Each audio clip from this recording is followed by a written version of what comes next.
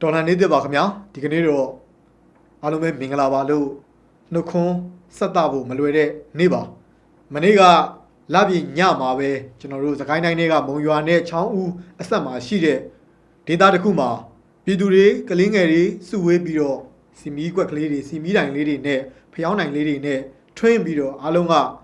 အေးအေးချမ်းချမ်းနဲ့ဆူတောင်းမေတ္တာပို့တာမယ်ကိုယ့်ရဲ့ဆန္ဒကိုထုတ်ဖော်ကြမယ်ဆိုပြီးစုဝေးနေချိန်မှာပဲအကြံဖတ်စစ်ရှုံးကောင်စီတက်ရဲ့စက်တက်လီတီပါရာမော်တာတွေနဲ့ဘုံတွေကျဲချပြီးတော့အဲ့ဒီလူစုလူဝေးကြီးတွေကိုဘုံကျဲချပြီးတော့တက်ဖြတ်လိုက်တဲ့ဖြစ်စဉ်ဖြစ်ပွားခဲ့ပါတယ်အဘိဓမ္မာအခါတော်နေ့မှာအကြံဖတ်စစ်ရှုံးကောင်စီတက်ရဲ့လောက်ရက်ပါအဲ့တော့နောက်ဆုံးသိရတဲ့အချက်လက်တွေအရကျွန်တော်တို့တည်ဆုံးရတဲ့ကလင်းငယ်တွေအပါဝင်ပြည်သူတွေကအယောက်40ကျော်ပြီလို့သိရပါတယ်ဒီ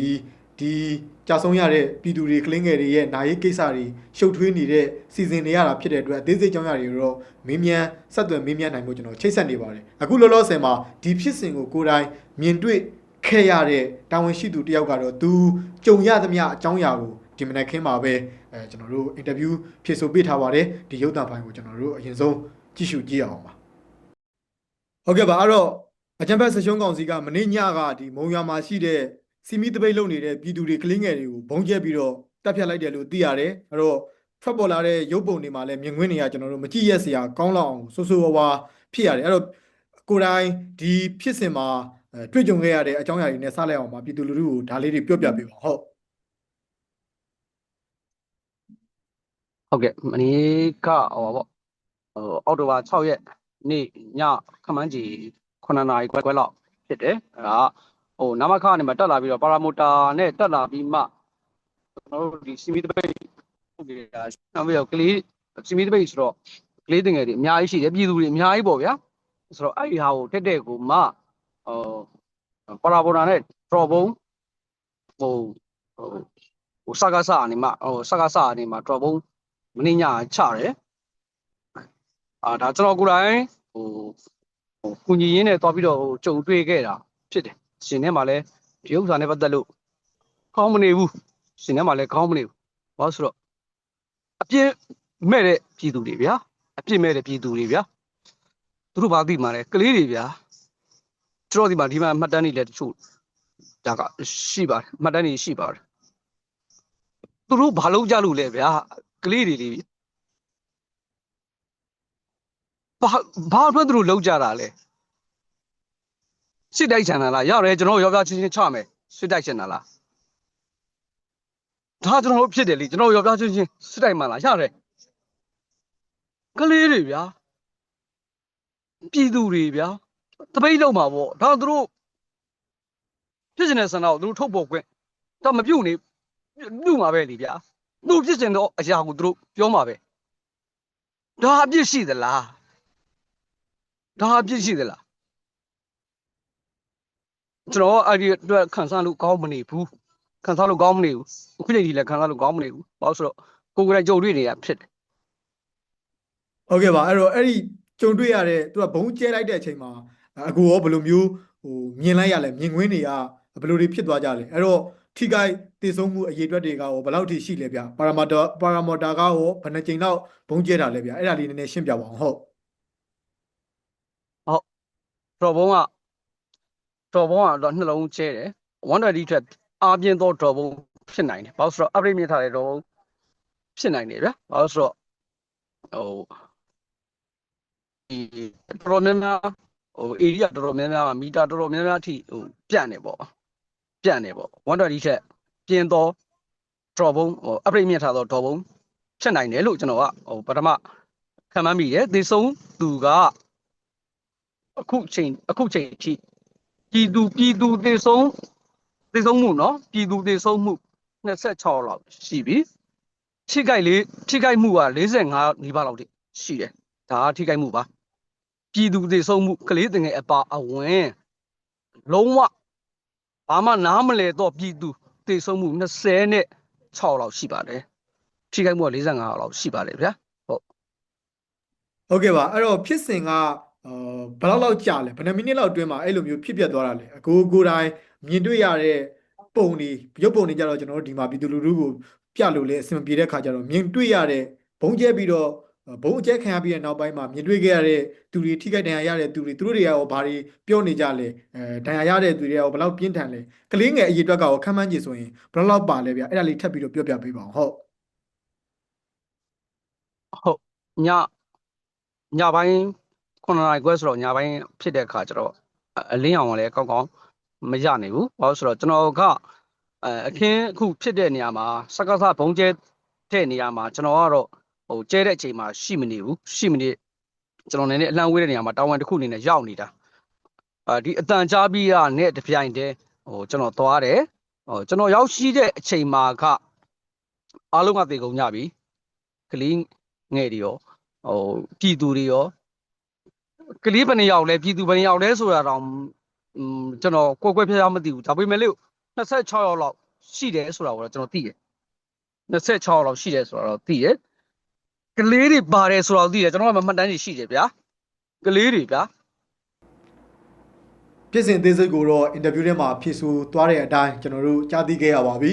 အဲ့တော့ပြည်သူလူထု AACC နဲ့ကိုယ်ဆန္ဒကိုထုတ်ဖော်နေတဲ့အချိန်မှာဒီလိုမျိုးအစုလိုက်အပြုံလိုက်တပ်ဖြတ်မှုဖြစ်စဉ်ကြီးတစ်ခုတကယ်ကိုအခါကြီးရက်ကြီးမှာဒီလိုမျိုးဖြစ်စဉ်ကြီးဖြစ်ပွားသွားတာပါဒါပေမဲ့မဟာလာတို့ဖက်စစ်တပ်ကတော့ဒီကနေ့မနက်ခင်းထုတ်သတင်းစာမှာကိုကရှေ့အဖုံးအဖွင့်ကနေနောက်အပိတ်အထိစာမျက်နှာအပြည့်နီးပါတနိုင်ငံလုံးရဲ့ဖျားစီဒီမှာစီမီရောင်ပြောင်ပြောင်လက်နဲ့တကယ်အေဂျင့်နေတဲ့အကြောင်းပြည်သူလူထုကိုစောင့်ရှောက်ထားတဲ့အကြောင်းဝါဒဖြန့်ပြီးတော့ဖော်ပြလာတာကိုတွေ့ရပါတယ်ကျွန်တော်တို့ဂျင်းမုံသတင်းစာမနက်ခင်းဆိုရင်ဒီကောင်တွေဘာတွေများအကြံထုတ်ဒီကောင်တွေဘာတွေများဝါဒဖြန့်လဲဆိုတာကိုဖတ်ရတဲ့အခါကျတော့အဲ့လိုမျိုးတွေ့ရပါတယ်ဒါပေမဲ့နောက်ွယ်မှာတော့အားလုံးခုနကြားသိခဲ့ရပြီးဖြစ်တဲ့အတိုင်း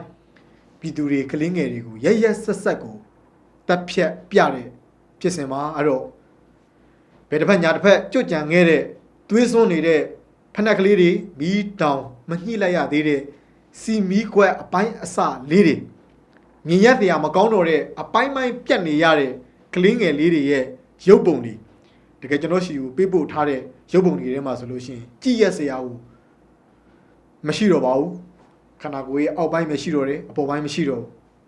တကယ်ဘိုက်တွေပွင့်ပြီးတော့ကလင်းငယ်လေးတွေလက်ထဲမှာစီမီးတိုင်လေးကိုကြစ်စုပ်ထားပြီးတော့တကယ်အေးချမ်းနဲ့AACC ကိုဆန္ဒကိုထုတ်ဖော်ပြီးတော့ဆူတောင်းမြတ်တာပို့တာနေကြတဲ့အခါကြီးရက်ကြီးနေတူးနေမြက်ကြီးမှာဒီမဟာလာဖက်စစ်တပ်ရဲ့လှုပ်ရက်တဲ့တက်ရက်တဲ့ဖြစ်စဉ်ကြီးတစ်ခုပါရင်ထုမနာဖြစ်ရတဲ့ဖြစ်စဉ်ကြီးပါအယောက်40ဝန်းကျင်လောက်ထိကိုတည်ဆုံးရပြီလို့သိရပါတယ်အချက်လက်အသေးစိတ်ကိုလည်းကျွန်တော်ထပ်ပြီးတော့တင်ပြပေးပါဦးမယ်အဲ့တော့ဒီလိုဖြစ်စဉ်ဖြစ်ပွားပြီးတဲ့နောက်ပိုင်းမှာ line ပေါ်မှာတွေ့ရတဲ့အကြောင်းအရာတစ်ခုပါဒါကတော့ဒီကာလကြီးမှာဘာလို့တပိတ်တွေလုတ်တော်မလဲဒီကာလကြီးမှာလူစုလူဝေးတွေလုတ်တာပဲဒီလိုမျိုးအပြစ်ခံရတဲ့ဖြစ်စဉ်တွေဖြစ်မှာပေါ့ဆိုပြီးတော့ကျူးလွန်တဲ့မာလာကိုအပြစ်တင်ရမယ်အစားဒီမှာအေးဆေးဆေးနဲ့ဖျောင်းတိုင်လေးထွင်းစီမီလေးထွင်းပြီးတော့ဆူတောင်းမြတ်တာပို့တာတဲ့ဒီလူထုကိုလာအပြစ်တင်တဲ့စကလုံးတွေရေးသားချက်တွေတွေးတောချက်တွေကိုတော့ရှုံချပါတယ်အဲ့တော့တော်လန်ရေးဆိုတာကိုယ့်ရဲ့ဆန္ဒကိုမကြိုက်တာကြိုက်တာတွေကိုထုတ်ဖော်ပြီးတော့အေးဆေးဆေးလူလူဆိုရင်ဒါအေးဆေးဆေးလက်နက်ကင်လမ်းတင်မဟုတ်လူလူဆိုအေးဆေးဆေးကိုယ်ဆန္ဒကိုဆူတောင်းမြတ်တာပို့တာရင်နဲ့ထုတ်ဖော်နေကြတာဖြစ်တယ်ဒါကိုဘုံကျက်ပြီးတော့တပ်ဖြတ်တဲ့ကောင်တွေကိုအပြစ်တင်ရမှာဖြစ်တယ်ဒီလူထုလူဝေးကြီးကိုကျွန်တော်တို့ကလုံးဝအပြစ်ဆိုရမှာမဟုတ်ဘူးအပြစ်ဆိုတဲ့အလုံးဝအကြောင်းမရှိဘူးအဲ့တော့အစိုးရမှာတော်လိုင်းရေးလုပ်တယ်ဆိုတာကိုမကြိုက်တာကိုမကြိုက်ကြောင်းကိုဗဇက်နဲ့ပြောတာဗဇက်နဲ့ပြောလို့မရတဲ့အဆုံးမှာကျွန်တော်တို့ကနောက်ဆုံးရွေးချယ်တရားမရှိလို့တနက်ချင်းဒုတ်ချင်းဓာတာချင်းကျွန်တော်တို့ပြည့်ရတိုက်ရတာအဲ့တော့အင်တာဗျူးထဲမှာဖြေဆိုသွားခဲ့တဲ့တာဝန်ရှိတဲ့သူတယောက်ဖြေဆိုသွားခဲ့တဲ့အတိုင်းပဲအဲ့တော့ယောက်ျားချင်းပြစ်ချင်တယ်တိုက်ချင်တယ်ဆိုရင်ဒီမှာတက်ဖွဲ့တွေမှာမြေပြင်မှာတိုက်ကြမယ်ဆိုတဲ့စကားလိုမျိုးပဲအဲ့တော့ပြည်သူလူထုရဲ့ဒီလိုမျိုးအေးအေးဆေးဆေးဆန္ဒထုတ်ဖော်ခြင်းကိုကျွန်တော်တို့စိုးစင်းမြအပြစ်တင်တရားအကြောင်းမရှိပါဘူးအဲ့တော့အပြစ်တင်ရမယ်သူကမာလာလူရဲ့အကျန်းဖက်ဒီဘုံကျဲတဲ့ကောင်တွေတက်ဖြတ်တဲ့ကောင်တွေအမိန်ပေးစေခိုင်းသူတွေဒီကောင်တွေကိုသာအပြစ်တင်ရမှာဖြစ်ပါတယ်အဲ့တော့ဒီလိုဖြစ်စဉ်တွေကတော့ဒါကပထမဆုံးချိန်တော့မဟုတ်တော့ပါဘူးမြေသားညွေဆိုရ NUG ကနေပြီးတော့ထုတ်ပြန်ထားတဲ့ဒီလူခွင့်ရေးဝန်ကြီးဌာနကနေပြီးတော့ထုတ်ပြန်ထားတဲ့အချက်လက်တွေအရဆိုရင်အခုလ ဒီဩဂတ်လမှာထုတ်ပြန်ထားတဲ့အချက်လက်တွေရဆိုရင်လူခွင့်ရေးချိုးပေါက်မှု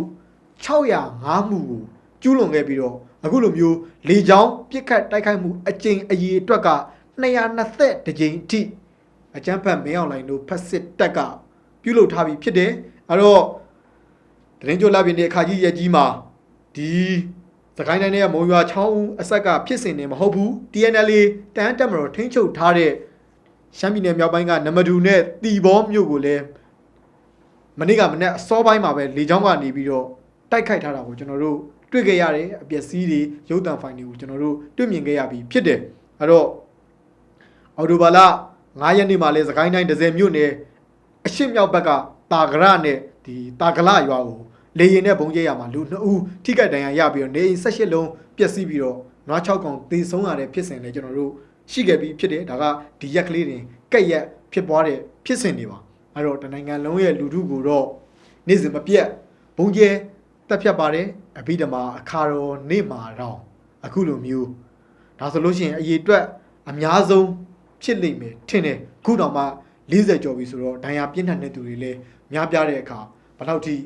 ထပ်ပြီးတော့တိုးလာနိုင်မလဲဆိုတာကျွန်တော်တို့စောင့်ကြည့်ရမှာဖြစ်တယ်ဒါကတော့ကနဦးတွေ့ရတဲ့အကြောင်းအရာကိုကျွန်တော်တို့ရသမျှချိတ်ဆက်ပြီးတော့ပြည်သူလူထုထံကိုမြင်းမြန်းတင်ဆက်ပြီးတော့သတင်းအကြောင်းအရာတင်ဆက်ပေးခြင်းဖြစ်ပါတယ်အဲ့တော့ဒီနေ့မနက်ခင်းသတင်းကိုတော့ဒီအမြတ်နဲ့အဆုံးသတ်ပြရစီပြည်သူအားလုံးကိုစိတ်နှပြကျမ်းမာချမ်းသာပြီးဆရာနာရှင်စနစ်ဆိုးလက်အောက်ကနေအမြန်ဆုံးလွတ်မြောက်ကြပါစေလို့ဆုမွန်ကောင်းတောင်းလိုက်ရပါတယ်ခင်ဗျာ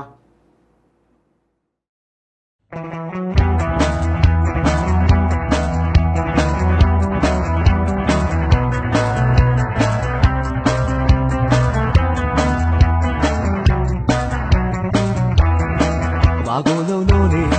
ဒီတော့ငါစတာခွန်ဟိုဘယ်လချောင်းဘယ်လချောင်းဘယ်လချောင်းချောင်းချောင်းဒီလူသားတို့လုံးချနေကြပြီပြီးနေမှုတွေရဲ့အစွန်းတန်လာအိုးအိုးဆိုးသူလင်းတွေတုံးလုံးနေဟိုဘယ်လချောင်းဘယ်လချောင်းဘယ်လချောင်းချောင်းချောင်းလူကိုလူတွေဆုံးအုတ်ချုပ်တဲ့စနစ်တွေရှာဆုံးဖို့အချိန်ရောက်ရှိခဲ့ပြီဘုချစ်စင်ကြီးJanadu ni, oh bella chow, bella chow, chow chow, choni nare, do ye chimyane, just handwe yai queen slowly. Badi jiye, shin konga beha, oh bella chow, chow chow, lu chi chiye, ye wa de debe, do do lan ba sha ni me.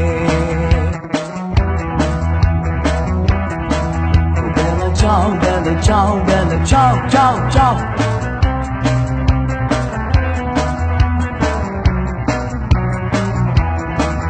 ဘာဒီကြီးရဲ့ရှင်ခုန်တဲ့ဟာအိုဘယ်လာကြောင်းလူကြီးချင်းရဲ့ပြေဝတဲ့အတိတ်ပဲတို့တော်လမ်းမရလိမ့်မယ်ရှင်တန်ကြီးရဲ့ပြေဝတဲ့အတိတ်ပဲတို့တော်လမ်းမရလိမ့်မယ်အိုချစ်ချင်းရဲ့ကူရီတော့အတိတ်ပဲတို့တော်လမ်းမရလိမ့်မယ်အိုဘယ်လာချောင်း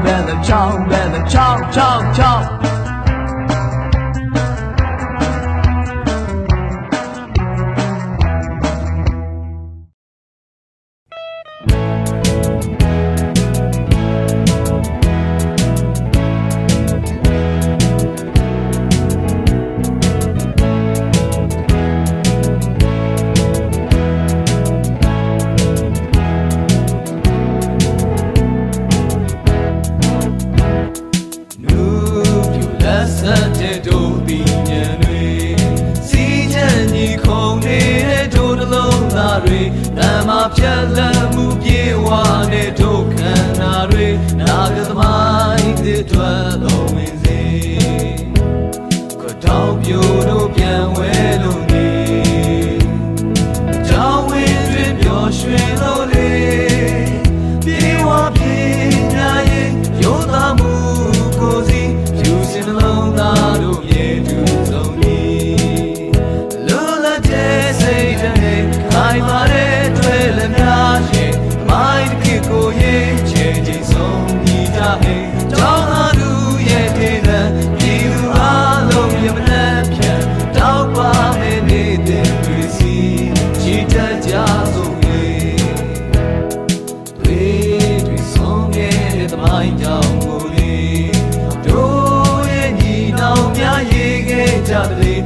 မှာကပြီးထက်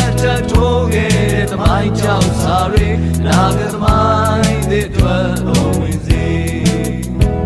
ဝေချိုးပြူတို့ပြန်ဝဲလို့ရေကြောင်းဝဲတွေပျော်ရွှင်လို့လေသမိုင်းသင်ခန်းစာရီလက်စင်ခံကလေးငါတို့ငြိမ်းချမ်းရေးကလို့စောင့်ကြည့်နေလွတ်လပ်တဲ့စိတ်နဲ့ခိုင်မာတဲ့တွေ့လမ်းများရဲ့မိုင်းဖြစ်ကိုရဲ့ချေချင်ဆုံးညီကြမယ်ကြောင်းသားတို့ရဲ့တည်တဲ့ပြည်သူအားလုံးရဲ့ဗလန်ဖြန်တောက်ပါတဲ့နေတဲ့တွေစီကြည်တတ်ကြစို့နေကြောင်းသားပေါင်းတို့ထားပါလေငါတို့ရဲ့နာဂတ်ဆုံးသက်ရှိပေရာဇဝင်ခေတ်ဆက်လွင်သူမဲ့တောင်းလန်ကိုလေဒါတွေလေးပြုစုံရဲ့ဘော်တွေစင်တမ်းခွဲကြတို့ကြောင်းလာတွေခေတ်ကြီးရဲ့ညီနောင်တို့ရဲ့ပေါင်းစုလို့ဆုံးစီဝိုင်းဝန်းလို့ကူညီငါတို့ကြောင်းသားများတမကမာလေးလွတ်လပ်တဲ့စိတ်နဲ့ခိုင်မာတဲ့တွေ့လမ်းများရဲ့မိုင်းတစ်ကိုရေးချေချင်ဆုံးညီကြမယ်ကြောင်းသားတို့ရဲ့တည်တဲ့ပြည်သူအားလုံးရဲ့ဗလန်ပြန်တောက်ပါမယ့်နေတဲ့တွေစီကြည်တတ်ကြစို့ခွေ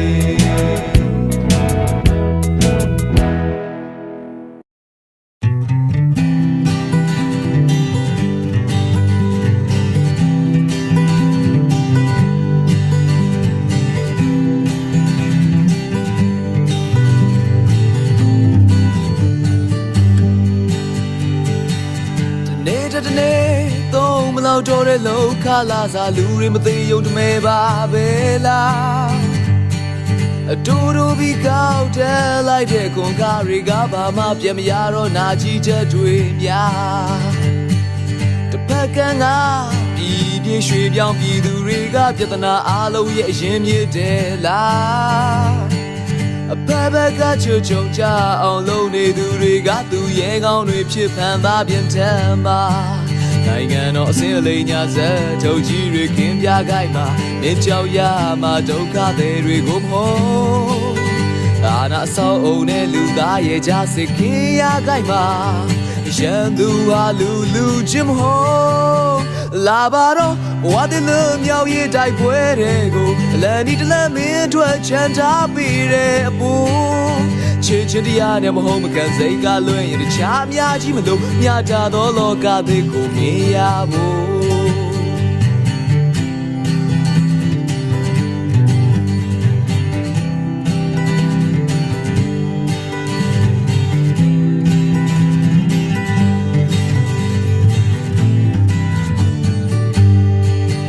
နိုင်ငံတော်အစင်အလိမ်ညာဇက်ထုတ်ကြီးတွေခင်းပြခိုက်မှာမင်းကြောက်ရမှာဒုက္ခတွေကိုမဟုတ်